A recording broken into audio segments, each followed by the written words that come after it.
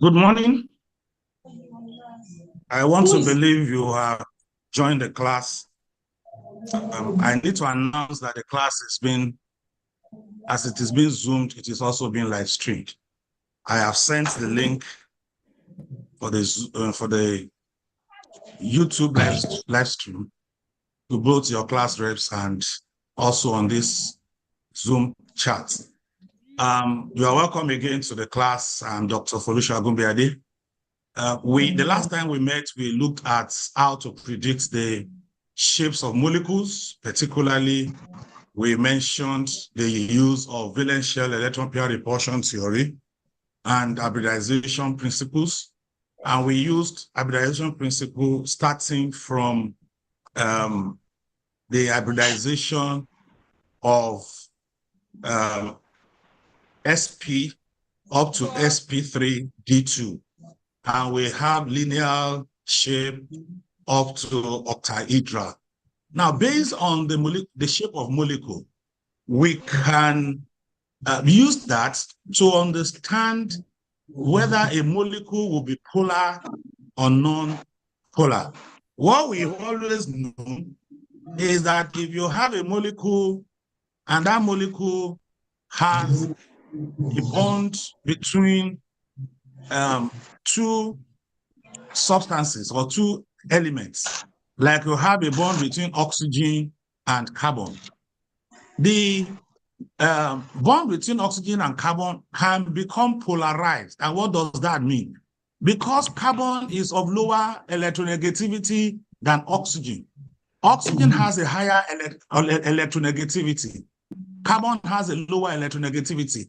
So as a result of that, oxygen will polarize the bond towards itself. So oxygen becomes partially negative, while carbon becomes partially positive. Now, in such a molecule, you would say that the molecule is polar. The bond has been polarized. However, it is not as straight as presented because the net polarity, the overall polarity of the molecule, is determined by the shape of the molecule. So the overall polarity of the molecule is not dependent on just the fact that the bond is polarized, but by the fact that the way the shape will determine whether the overall polarity will be polar or non-polar. And there is a measurement. There is a value that is used to measure polarity of a molecule, and that is called the dipole moment, which is mu. The dipole moment is mu, and the unit of dipole moment is Debbie. The unit of dipole moment is Debbie. In any case, when you have a molecule that has a net, an overall dipole moment, you would then say that molecule is polar. Now, for you to be polar, there are two fundamental things there. You will need to have one or more polar bonds, and you can only have a polar bond when the elements do not have the same electronegativity. The element that makes up the bond, if they don't have the same electronegativity, then you have a polar bond. And once you have a polar bond or two polar bonds, then you can have a polar molecule. Another is that the shape did not allow the polarity of the bonds to cancel each other off. To be able to understand this, I will go on to the next slide and show us what that means. Now, if you look at the molecule of carbon dioxide, the molecule of carbon dioxide is a linear molecule, and that is the shape of the molecule. It is a linear molecule, and there is a polarity between the bond of carbon and oxygen. So this bond of carbon and oxygen establishes polarity. Then there is another polarity also between the carbon and the second oxygen, which is this polar polarity. So the bond of carbon is polarized in both directions. You have a polarity in this direction, and you have another polarity in this direction. The electronegativity of carbon is 2.5. The electronegativity of oxygen is 3.4. That is the reason why you have the polarity of that bond. However, because the polarity are opposite each other, the net polarity is 0. And the reason why the net polarity is 0 is because the polarity of one has been nullified by the polarity of the other. So at the end of the day, the dipole moment is 0. The reason why carbon monoxide is now gas at room temperature is because it is not a polar compound. Carbon monoxide has 44 as its mass, as its formula mass, 44 grams per mole. But carbon monoxide is gas at room temperature because the bond is the net bond or the total bond is not polarized in carbon monoxide as you have in other molecules. Now let's go to another molecule and see the difference. Now, if you look at the molecule of water, the molecule of water has oxygen and hydrogen. Hydrogen polarity 2.1, oxygen, hydrogen electronegativity 2.1, oxygen electronegativity 3.5, meaning that because polarity is towards the more negative atom. So you have oxygen here receiving polarized bond in that direction. And you will see that in this case, the net force is not 0. Why is the net force not 0? Because the direction of the polarity does not cancel each other. The direction of the polarity rather enhances each other. You have a polarity there, you have another polarity there, and as a result of that, they did not cancel each other on the oxygen. So you have an overall dipole moment that is not 0. And because it is not 0, water is polar. And what is responsible for that? Because of the direction, because water is a V-shaped molecule. You will see that water is a bent molecule. So the overall, the dipole moment is positive.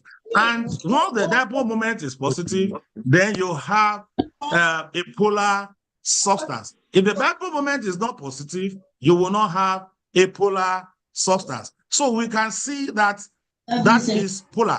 Now, if we want to predict the polarity of ammonia, the polarity of boron trifluoride, and the polarity of carbon disulfide or carbonyl sulfide, let's look at them after the other very quickly. You will see the electronegativity of nitrogen is 3.0. The electronegativity of hydrogen is 2.1. The overall implication is that nitrogen is more polar than hydrogen. So nitrogen bonds with hydrogen will be polarized towards hydrogen, towards nitrogen that is at the center. So you have a polarization, and this polarization does not cancel out each other because they are all going in direction, not opposite to each other. The polarization does not cancel each other,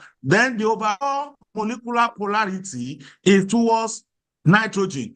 At the end of the day, you have an overall dipole moment that is positive.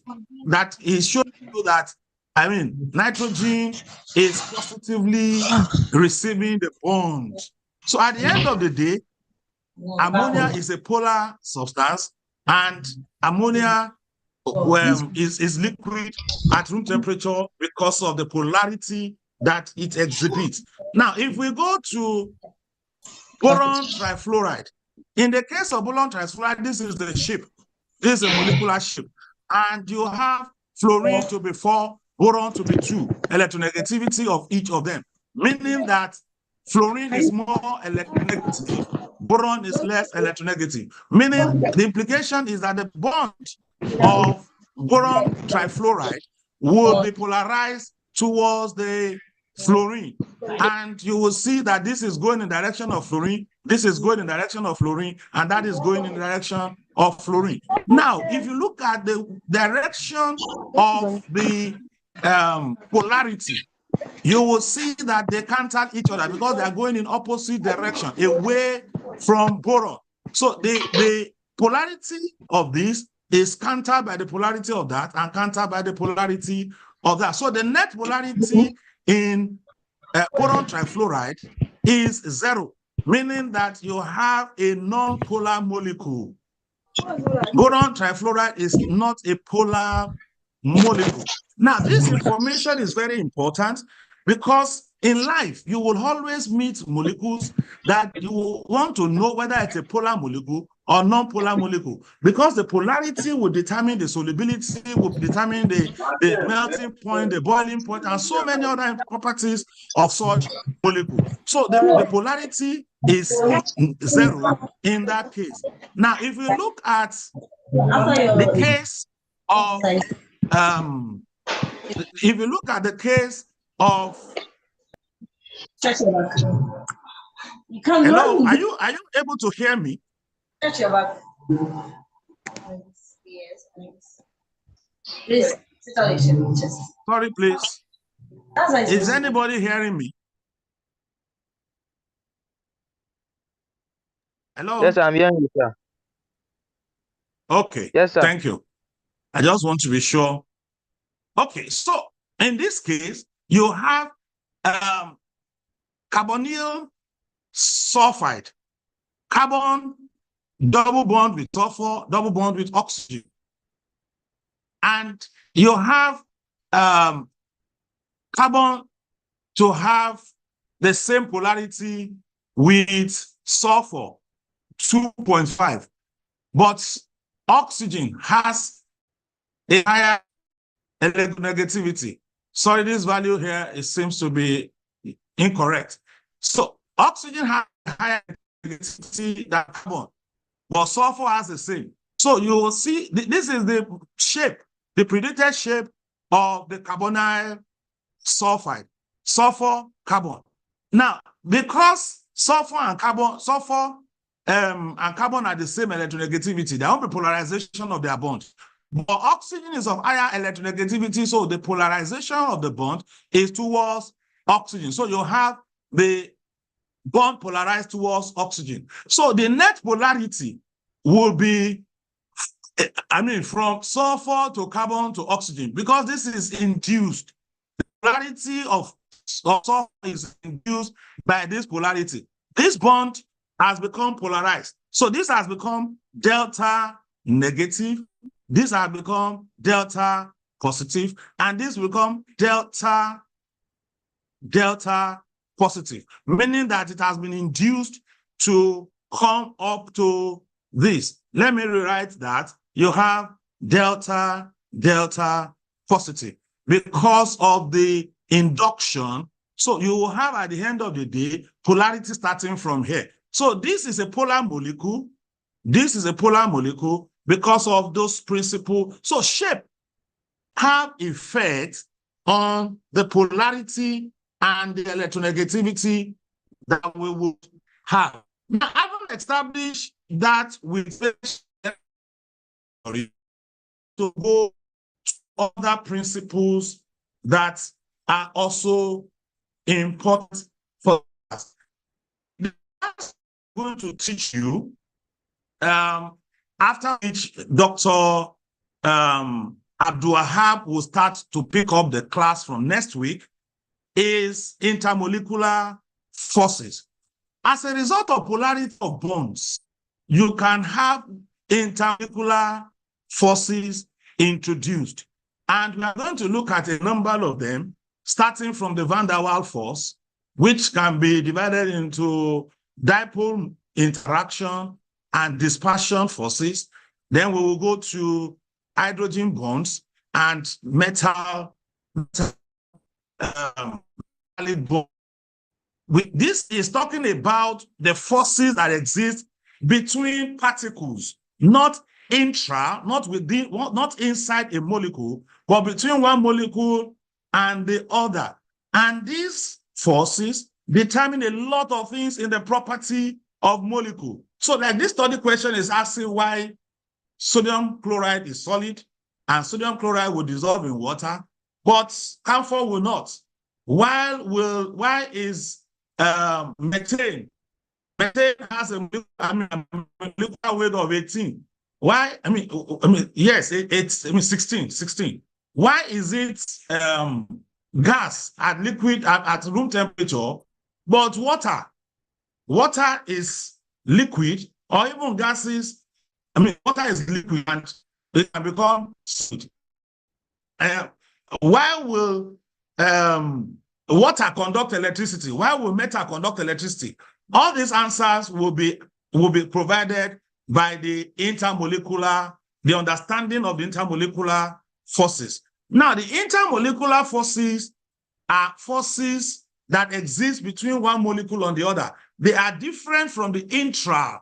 The intramolecular forces are the bonds, like we have in the case of covalent bond, ionic bond, dative covalent bond, and all the likes, coordinate covalent bond and all the likes.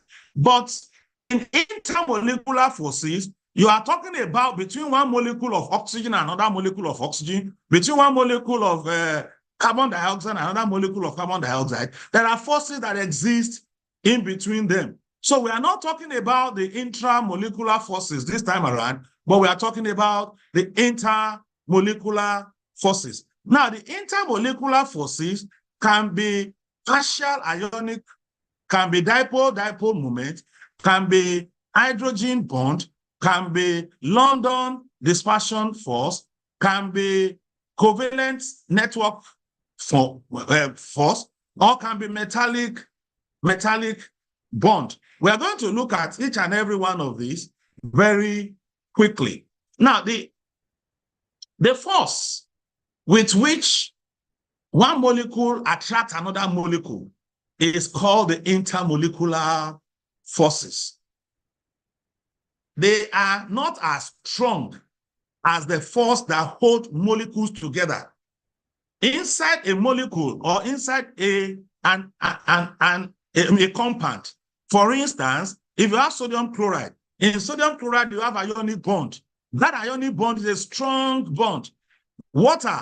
In water molecule, H2O, you have covalent bond. That covalent bond is a strong bond. But you have a weaker bond that is intermolecular forces that is responsible for the physical state of compound. Is the one that will tell us whether that compound is going to be solid or liquid or gas. What will determine these are intermolecular forces existing between one molecule and the other. And in any case, if it is weak, like we have in the case of van der Waals force, van der Waals force was introduced van der Waals. And what it says is that in every molecule that is non-polar, there is a fluctuation in their dipole moment. So you have one molecule and another molecule. This is molecule 1 and molecule 2. Now, as they come close to each other, because of the electrons and the protons that are within them, there is a fluctuating dipole that separates the molecule into charges. It's not really charged, but a fluctuating charge. And that fluctuated charge creates an interaction that you have here. And that interaction is called the van der Waals interaction. That interaction is not a strong interaction, it's a weak interaction. and it exists only in non-polar substances. Let me write it for emphasis, non-polar. So once there is no polarity of the bond and there is no net polarity of the substance, of the molecule, then what you can have is a van der Waals force, which is a non-polar interaction. Then, if you have a molecule, like the case of water, I have explained in water molecule, because of its shape and because of the electronegativity of oxygen, there is a polarization of its bond towards oxygen. So you have a delta negative end and you have a delta positive end. This delta negative end and delta positive end makes the compound to be polar. And as a result of that, there is going to be dipole-dipole moments. Dipole-dipole interaction. This negative, delta negative, and delta positive will interact with another delta negative and delta positive of another molecule and create a stronger bond. And that is the reason why water has a high melting point and boiling point compared to other molecules. For instance, the melting point of methane that has close interaction, close molar mass with water is very, very low, minus 180 thereabouts. But water has 0 as its melting point. Water has 100 as its boiling point, as a result of that polar bond, as a result of the polarity that is existing there. So there is dipole interaction that is introduced by the fact that there is polarity of bond. Now let's look at acetone. Acetone is propanone. In propanone, acetone, this is your molecule. This molecule has oxygen that is higher of higher electronegativity than carbon.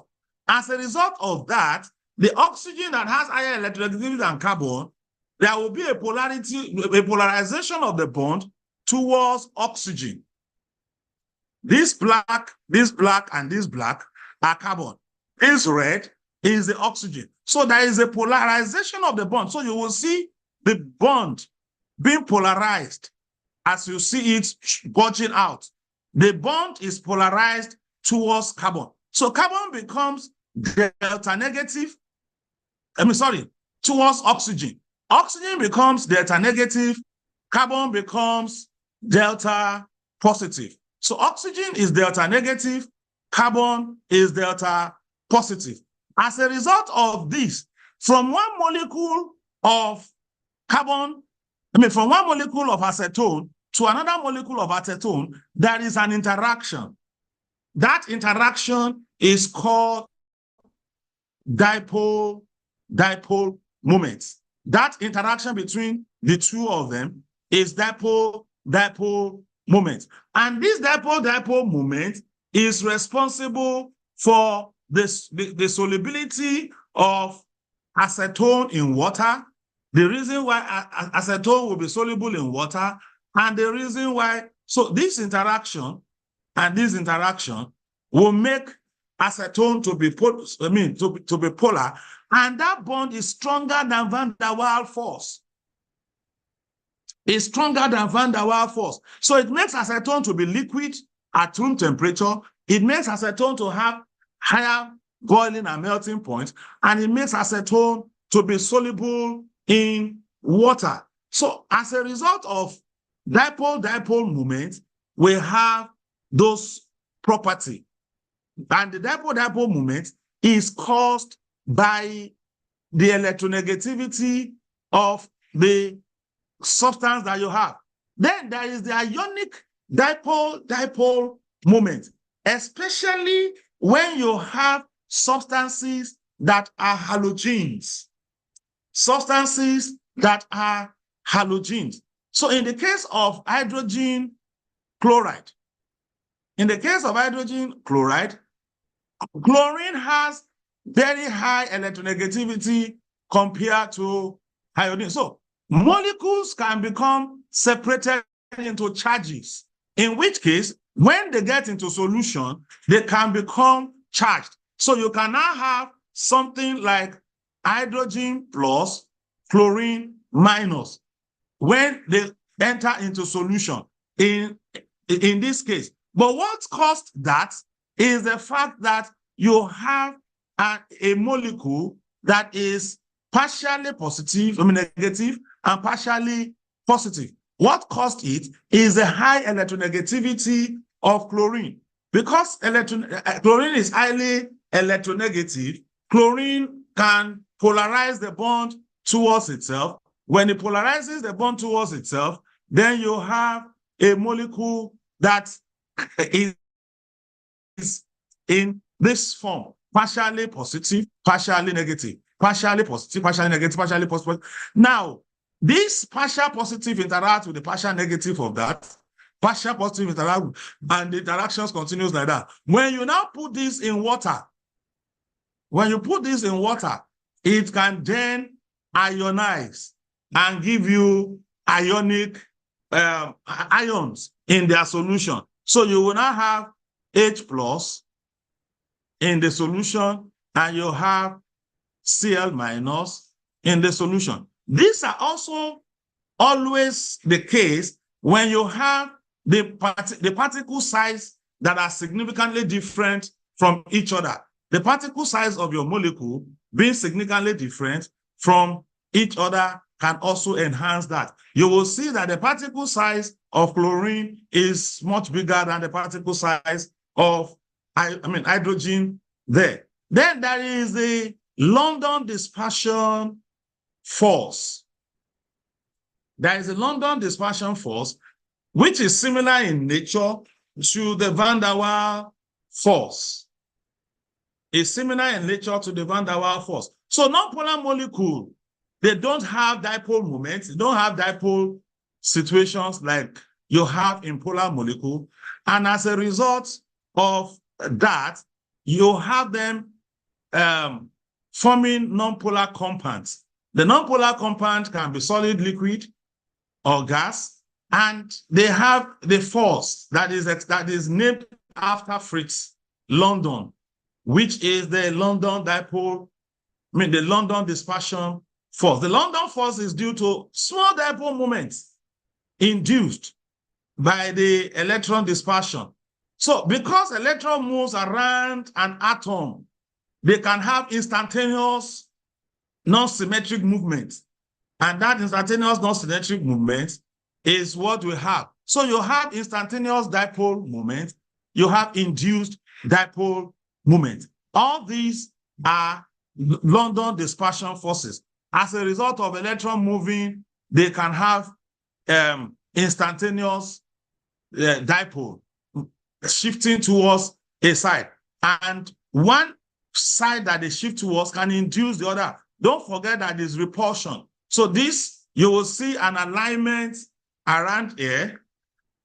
Then you will see an alignment. So this is inducing this. Let me draw. So this is inducing that. Instead of it to be here, instead of it to be here, you will see that it moves here. So in any case, you have an induced dipole as a result of that. While this one is an instantaneous dipole.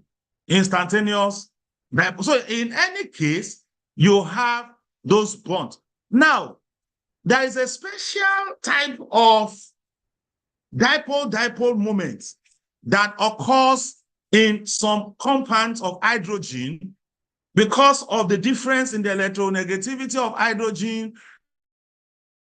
and those substances. Those substances or those elements must have lone pair of electron. They must have lone pair of electron, like you have in the case of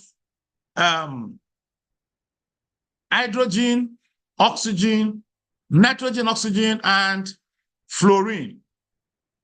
Now, when you have substances of this type, I mean, if you have nitrogen, like you have in the case of ammonia, or you have oxygen, like you have in the case of water, or hydrogen fluoride, these three molecules and other molecules that has such bonds have the tendency of exhibiting a special type of dipole-dipole interaction. That special type of dipole-dipole interaction is called hydrogen bond. It is called hydrogen bond. And what is responsible for that? For the case of water, you have hydrogen, hydrogen. There is a polarization of this bond towards water and a polarization of this towards oxygen and away from hydrogen. Now, when that happens, you have another molecule of water, and this other molecule of water is going to be like this.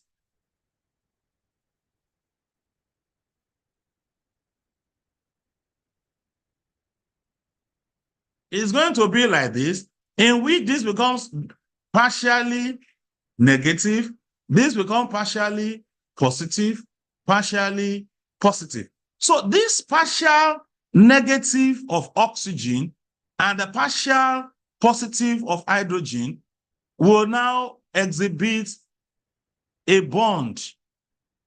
It is called a bond as against just dipole-dipole movement or interactions, intermolecular force, because it's a very strong force. And this bond is called hydrogen bond. It is established with molecules that have lone pairs of electrons on them. When you now have such bond, it's a very, very strong bond that increases the strength of the intermolecular force so significantly. So this is an illustration of what I've just explained. You have oxygen, hydrogen exhibiting a bond. In this case, it is always represented with dotted line. It's exhibiting that bond, and that bond is very, very important. Now, recall, an atom or ion electronegativity's ability to pull electron to itself, which means that molecules here are more electronegative. Molecules here are more electronegative than other molecules. And if they're able to attract electrons to themselves, they will polarize the bond and create those those interactions. So hydrogen bond is a very strong bond. It is the strongest of all the intermolecular forces and is responsible for a lot of things.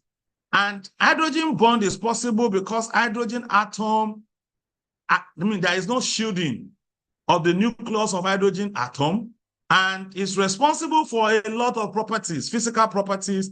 The reason why we have so many things about biological substances is because of hydrogen bond. Hydrogen bond is responsible for the protein, the body, the amino acid in human body is responsible for the DNA interactions in human body, and so many other things. Is responsible point and melting the anomalous behavior of water, is responsible for the density, the high the density of water being of water. If you look at methane, for instance, methane does not contain hydrogen bond. Number one, the electronegativity of carbon and hydrogen is not far from each other. So there is no polarization of the bond. The carbon does not have lone pair of electron. So as a result of that, methane cannot exhibit ammonia. Ammonia, the electronegativity of ammonia, of nitrogen is higher than that of hydrogen. So there's a polarization of the bond. Then ammonia has lone pair of electrons. So ammonia has hydrogen bond. Then water, we've explained the case of water. The electronegativity of oxygen is higher than that of hydrogen. And water has two lone pairs of electrons. So as a result of that, water has polarity, and it can have hydrogen bond. So you have three molecules that is demonstrated here that can exhibit hydrogen bond. You have hydrogen fluoride with lone pairs of electron, three of them, water with two lone pairs of electron, ammonia with lone pair of electron. And not only the lone pair, but for the fact that there is a polarization of the bond away from hydrogen towards the electronegative element, like you have in the case of fluorine, in the case of oxygen, and the case of nitrogen. So the hydrogen attracts directly. In hydrogen, you have attracted directly to one of the most electronegative elements. And as a result of that, you have significant positive charge towards hydrogen and significant negative charge towards the electronegative element, in this case, oxygen. And as a result of that, you have hydrogen bondings. And the hydrogen bonding are responsible for the high density, as a result of the high density electronegativity of the substance. Now, because of hydrogen bonding, we will quickly look at the properties of water. We will quickly look at water chemistry. And when we are looking at water chemistry, we will also look at some of the properties that we can see in water as a result of hydrogen bonding. Now, the polarity of water makes water to be cohesive and adhesive. Cohesive in the sense that it's held on to each other. So water molecule is very, very strongly bonded to each other. Before let me quickly say this about hydrogen bonding. It just occurred to me that if you have a molecule like this, which is methanol, this molecule will exhibit hydrogen bonding as a result of this hydroxyl. And what that means is that you have a molecule that would behave like this. A molecule that will behave like this.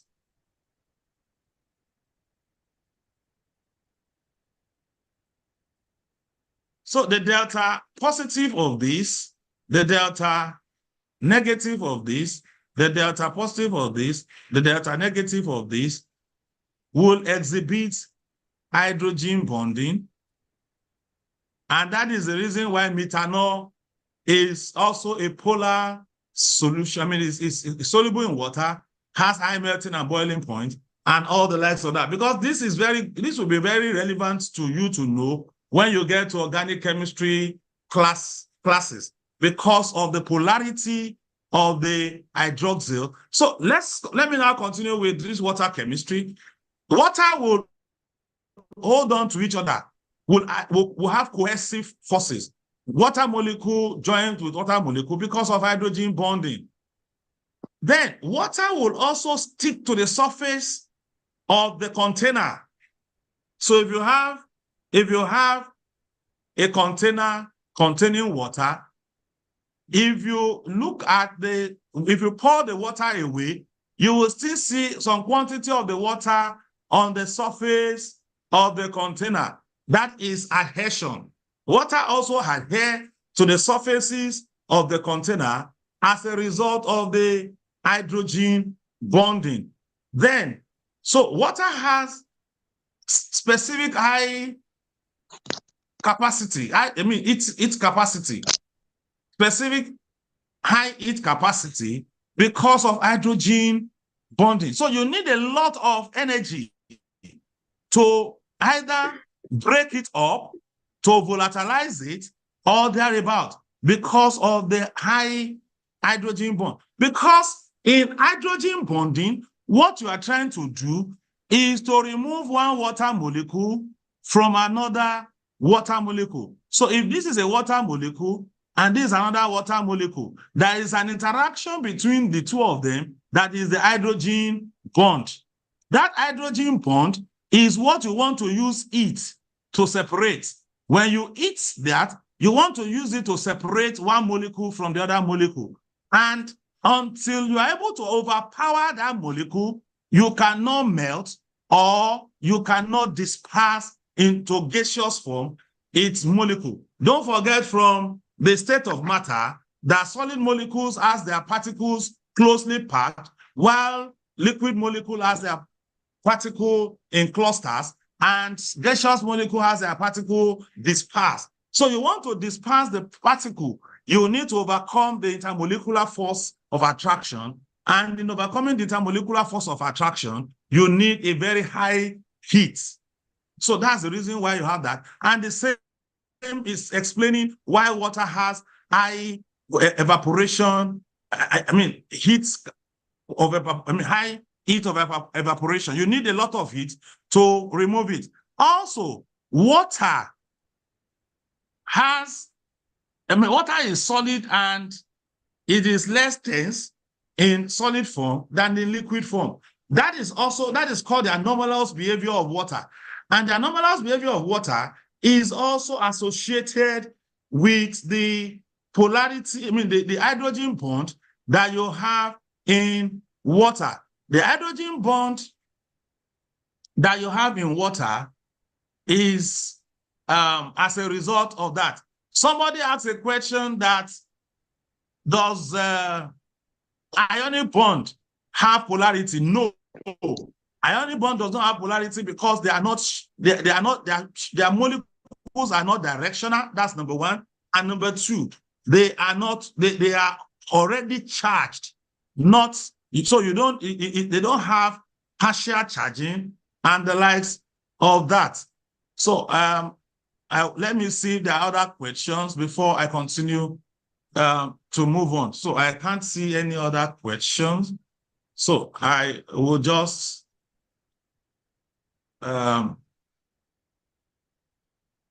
continue. So in any case, water has these properties of it's solid at room temperature because of the fact that it has high melting and boiling point. It is solid at room temperature because of the high solid, it has high melting and boiling point. And the high melting and boiling point is as a result of hydrogen bond. Then water is often referred to as a universal solvent. It's a good solvent. And most often than not, when you are looking at solubility, you look at solubility in water or in other solvents. So you will say it is soluble in water or not soluble in water. It is insoluble in water, but soluble in non-polar solvents. So all other solvents stand out alone.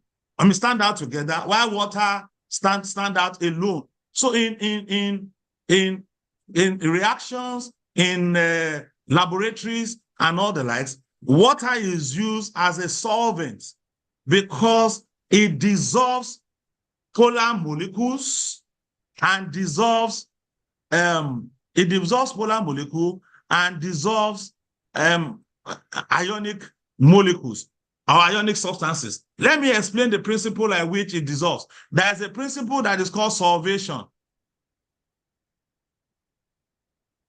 Solvation, this is V. Now, in solvation, what you have is, let me use an example of solvation of sodium chloride. This is sodium chloride. Water molecule will come around sodium chloride in this form.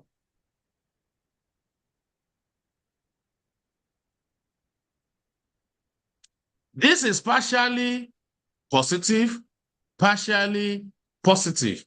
Then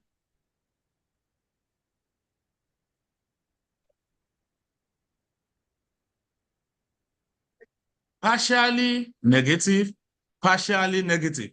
Now, the partial negative part of water, the partial negative part of water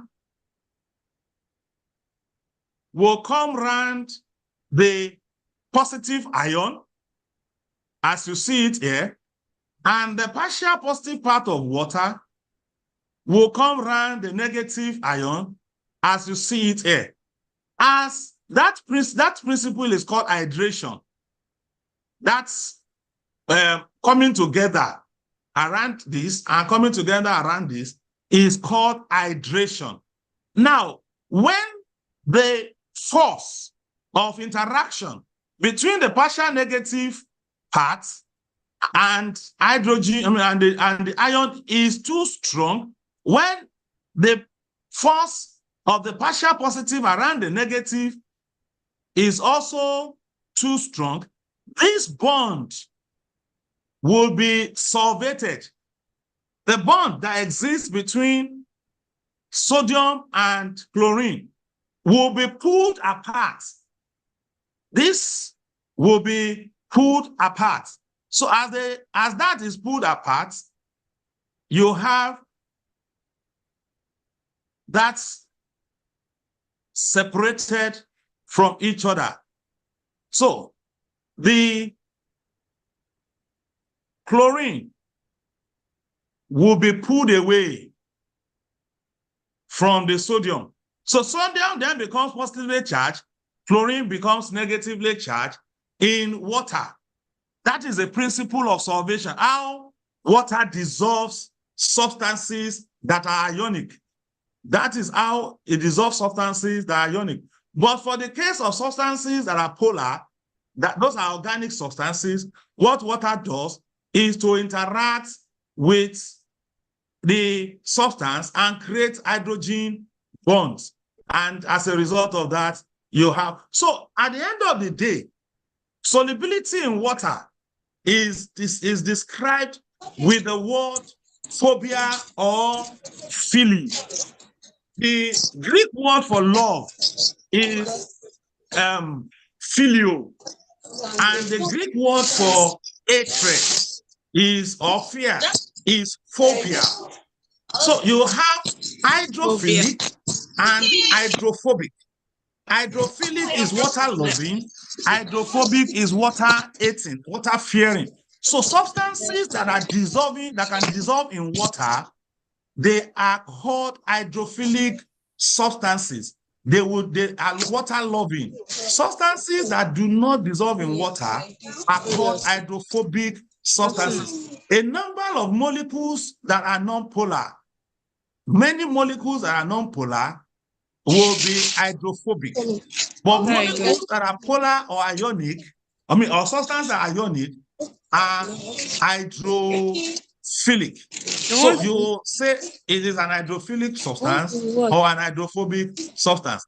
Furthermore, in the properties of water, we've talked about the fact that it dissolves molecules that are attractive to each other. So if you have a molecule that are attractive to each other, such molecule will be water loving. It will dissolve them. So most property that water dissolves is as a result of attraction.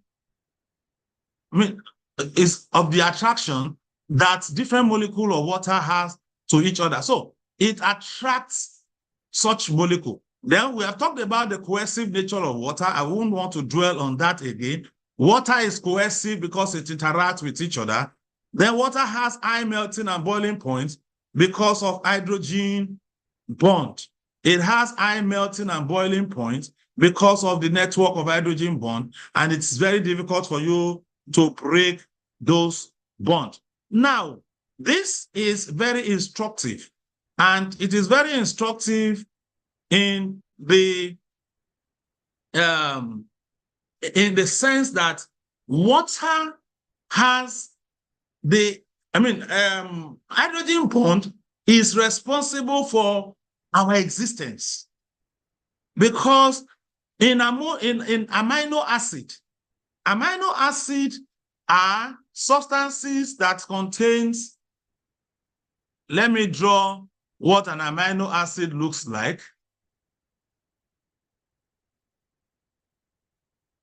Now, this is an amino acid. It has a main functional group. It has carboxylic acid functional group, and it has side chain. Now, this side chain is not of interest to us, but this can exhibit hydrogen bond. This can exhibit hydrogen bond. And when you have peptide bond in which amino acid join to each other to give us polypeptide, which is protein, that is a major part of our human existence, that one layer of protein binds with another layer of protein to give us what we call the tertiary, the secondary, the primary, the tertiary and the primary protein. So here now, you will see that this is a strand of a DNA. Let me use another color that will make us see it properly. You have a strand of DNA. This is a strand of DNA. And this is another strand of DNA. But joining them together are hydrogen bond. Without those hydrogen bonds in between, you won't have a DNA. So hydrogen bond is between molecules of protein and is responsible for the DNA in protein. So complex molecules contain hydrogen bond. So hydrogen bond helps in the DNA double helix.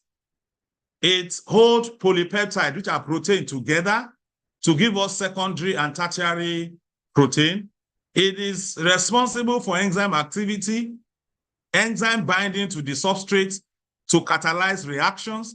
It is responsible for the antibiotics properties of protein, and it's responsible for the transcription factors. When you want to, the transcription factor is what we transfer to our offsprings. So from one offspring to the, from parent to the offspring, there are transcriptions of some properties, and it is in the DNA that occur. So if there is a question that what are the role or what are the benefits of hydrogen bond in the DNA, you can talk about the fact that it's responsible for the double helix, it's responsible for the secondary structure of the alpha and the beta configuration of DNA, is responsible for enzyme activity, is responsible for antibiotic activity, is responsible, or which of the following is not the advantage or the property or the benefit of hydrogen bond in DNA. That will be very instructive for you to know. Now, this is a question for you to lay your hands upon. Which of the following does not contain hydrogen bonding? You can be able to say which and which is not. Then, so summarily, you have van der Waals force. It is weak. It exists in all molecules, especially when they are not polar. Then you have dipole-dipole moment. It is moderate. It occurs in molecules that have net dipole property. If the dipole mu has a net value, then such will have dipole-dipole moment. So it's only in those molecules. Then hydrogen bond, it is very strong. It exists in molecules of OH, HMNH, HF, and it's stronger. Then you have the last one, which is ion-ion interaction, very strong. It exists in ion compound. So in looking at the effect of intermolecular forces on boiling point, you know that as the intermolecular force of attraction increases, the boiling point increases. So look at it here. You have compound with van der Waals force having the lowest melting and boiling point. The dipole moment having higher than the van der Waals force, and the one with hydrogen bond having higher melting and boiling point than the previous the previous two. So the melting point and the boiling point are all as a function of the intermolecular forces, because you must overcome the intermolecular forces before you can have a melting and a boiling. And if you have a strong intermolecular force, it will not melt or boil easily. Then ionic compounds have higher intermolecular forces, so they may also they will melt at at higher temperature because of the ionic bond that you want to break in their own case. Now, solubility, I have also talked about this, like dissolves like polar substances like water would dissolve polar compound. Water, acetone, ethanol, methanol, ethanoic acid, that's carboxylic acid, will all dissolve polar substances, while non-polar will dissolve non-polar. So these are non-polar. These are non-polar. And because they are non-polar, they will only dissolve non-polar substances. So carbon tetrachloride has a dipole moment of 0. N-hexane has a dipole moment of 0. Diethyl ether has a dipole moment of 0 because of the polarity is cancelled by the two. So at the end of the day, they will only dissolve non-polar substances, but polar substances will dissolve polar compounds. Polar solvent will dissolve polar compound. The last of what we're going to look at is the metallic bond. The metallic bond is as a result of the electron clusters.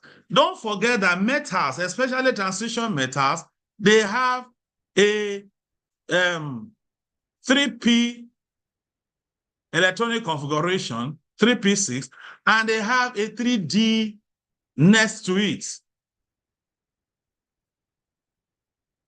1, 2, 3, 4, 5. So they have a 3d next to it. Electron from here can be promoted into the 3d that is not filled.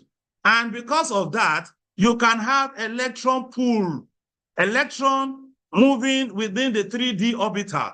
So if you have a 3d orbital and you have an electron here, this electron can move here, it can move here, and move here. So it can keep moving from one d orbital to the d orbital.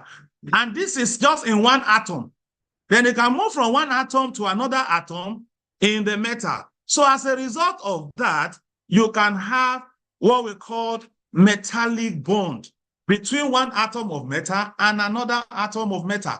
And it also affects so many properties of metal. So you have this electron cloud, electron movement. You have electron moving from one place to the other. You have this, I wouldn't know whether you are able to see because the pointer is red. So you see electron moving in the sea of electron from one d orbital to the d orbital, from one atom to the other atom. And as it moves within that sea of electron, it creates an electron band. That electron band is the sea of electron. And that electron sea gives metal its various property. It makes metal to be ionic in nature. It makes metal to be able to conduct electricity in molten form. It makes metal to be shining Because what we see in the shining of metal, like if you look at gold, if you look at aluminum, if you look at what you see as the lustre clustering is because of the electron movement that is going on in the metallic bond. So you have good electricity conduction, because the moment you introduce a potential difference, the electron will move, and that is conducting electricity. It's also responsible for conducting heat. It's also responsible for the malleability and the ductility of metal, making it to be shaped easily. It gives us the lustrous image. When you look at metal, it emits light. That light is because of the free electron that is moving, and the free electron that is moving can make you see metal shining. Then it acts as lubricant in metals, making it to move over each other. When you polish, when you apply metal over each other, they can be able to move easily. Then you have alloys as a mixture, as a result of mixture of metals. Metals can be mixed together to form alloys because of metallic bond, and they can also even mix with carbon or other metals and form this different property. Because of our time, this is a convenient point for us to end the class. I don't know if there is one or two questions that I can quickly just entertain.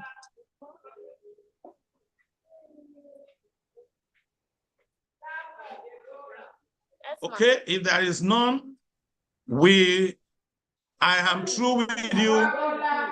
Sir, And Dr. I have a question. Dr. Abdul-Wahab will take over next week, Monday. So, bye.